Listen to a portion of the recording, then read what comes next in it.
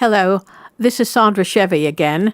This week we're going to be discussing and playing sound bites from my interviews with Debbie Reynolds and Carrie Fisher, two film icons who died within days of each other a few months ago. Debbie Reynolds is the mother of Carrie Fisher, who was sired by Eddie Fisher. Debbie Reynolds was an icon when I was growing up, and I refer to her in Down with Myth America as vapid jubilation.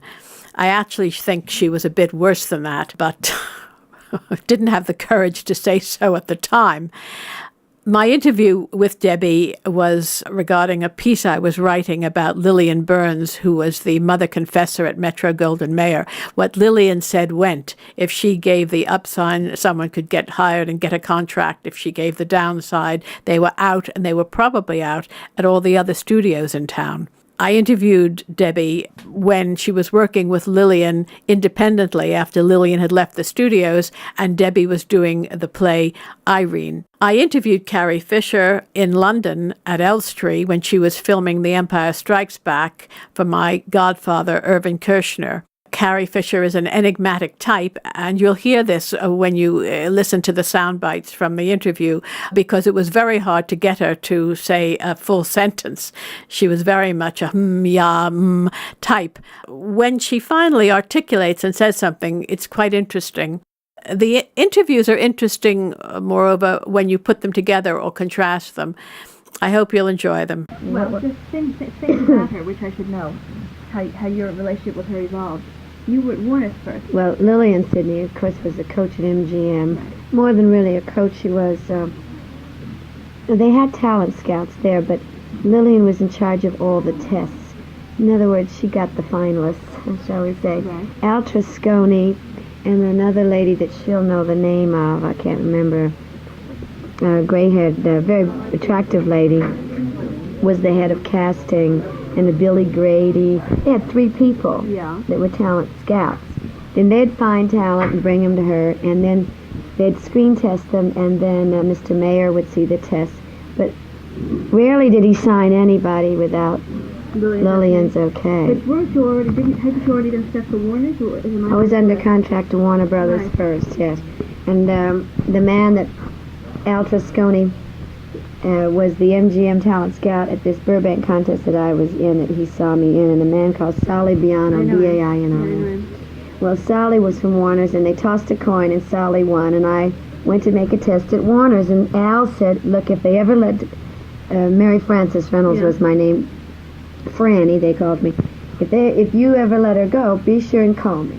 So when Mr. Warner decided to drop me, because I was going to get a raise from $65 to $75, and he really didn't know what to do with me anyway. Sally called up Al, and he drove me to MGM. Sally drove me in his Cadillac. I remember, because I'd never been in a Cadillac.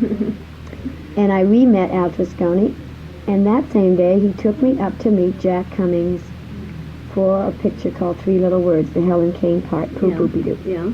And then I did that part, and I didn't meet Lillian then. They put me under contract after that, and that's when I met Lillian Sidney. But her name was Lillian Burns, not Sidney. I mean, she was married, obviously. No, this was when she was married, but I didn't know her as Sidney. I see. She was Lillian Burns at the studio. I see. And Lana Turner, all the girls, stars that were there, I was just a newcomer, called her Burnsy. Lana Turner called her Burnsy.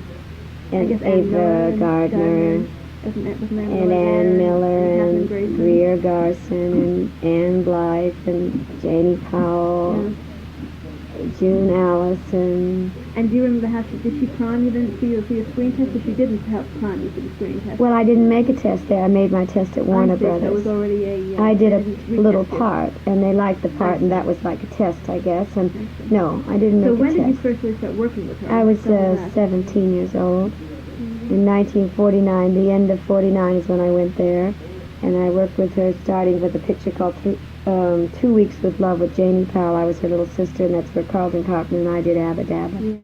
You're going back to your Central Park West apartment, and what is that like? I mean, how big is it, and why New York? Why New York rather than LA, where the movie colony is? Because I end up doing nothing in LA but shopping. And I don't really play tennis or anything. I don't know. I can't say anything bad about LA. I like LA a lot. But the weather is so nice and it's not really conducive. New York is very manic, and I figure when you're young is the best time to live there. I would never have a family there. I never really try and base myself there permanently once I retire. Yeah. And talk to your attorney once a day, your stockbroker, about your investments. Yes, right. And so, but in fact, but you're not living with Paul. He has his own place, in fact. Yeah, I don't want to talk about Oh, that okay. situation. Okay. I just wanted to ask you, I guess, about you said so it's not a place to raise children. At what do you have any ideas about what age you want to have children?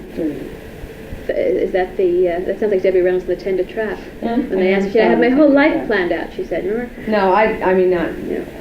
I figure I got. But so you're going back to New York. You don't prefer to stay in London or stay in Europe. You No, do I would like to live in Paris at some point. I want to get sort of everything that I want to do like that over before I'm 30. So then I figure travel about, and it's great that you have travel and career stuff and so forth. I suppose. I mean, yeah, I have no definite plans. So you have no plans to be an old age actress, in fact. Then I mean, Character actress, I think that. No, just an old age I don't think I'll look actress. old for a while. Well, I mean to go on acting when you're 30s and 40 and 50. I mean, you just as soon quit the I don't biz. know. You know, I don't make those plans. I like the idea in 𝐒𝐚𝐬𝐭𝐚𝐫 where you change occupations every 3 years. I think that's a cute idea. Well, if you can be as successful as you've been in one occupation, it wouldn't be a bad idea.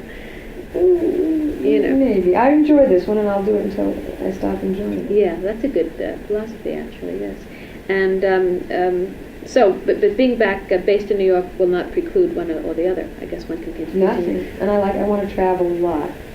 So then you really don't have any desire to rush into the next, because you're tied up with Lucas anyway for you said a 3-picture deal. Yeah, but there's a span of like a year. Yeah.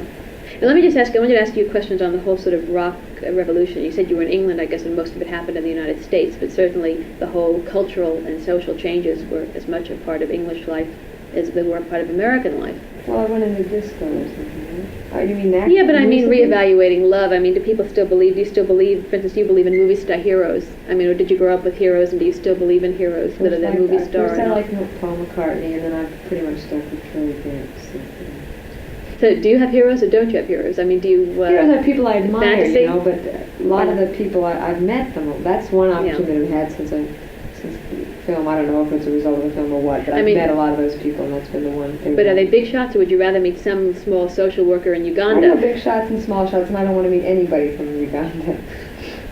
Right now, anyway.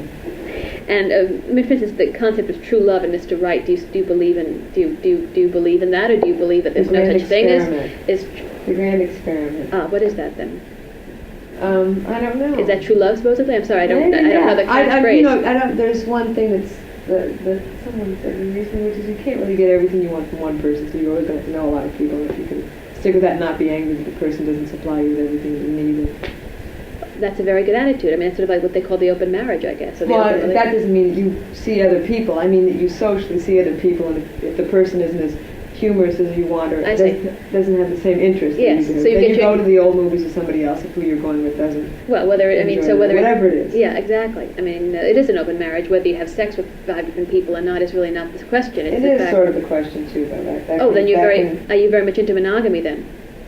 Or can I infer from what you're experimenting with monogamy. No, yeah. I mean, I was brought up to be monogamous? Yeah.